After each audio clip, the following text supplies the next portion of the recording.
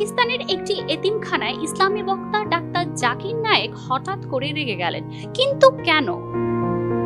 কাহিনী শুরু হয় যখন এক কর্মকর্তা একটি এতিম মেয়ের হাত ধরে টান দেন এবং তাকে নিজের মেয়ে হিসেবে পরিচয় করান। এই দৃশ্য দেখে রেগে যান ডাক্তার নায়েক। তিনি ওই কর্মকর্তাকে কঠোরভাবে বলেন, এই এতিম মেয়েদের আমি আমার মেয়ে হিসেবে অভিহিত করতে পারি না এবং তাদের এভাবে স্পর্শও করতে পারি না।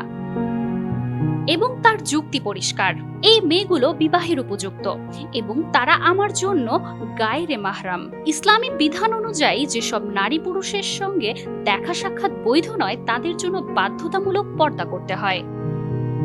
এই ঘটনার একটি ভিডিও সামাজিক যোগাযোগ মাধ্যমে ভাইরাল হয়েছে। ভিডিওটিতে দেখা যাচ্ছে মঞ্চে দাঁড়িয়ে ডাক্তার জাকির নায়েক এবং ওই কর্মকর্তা।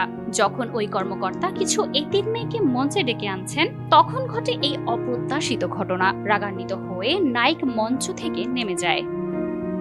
Manjuma Afroz Nilima, news now 24।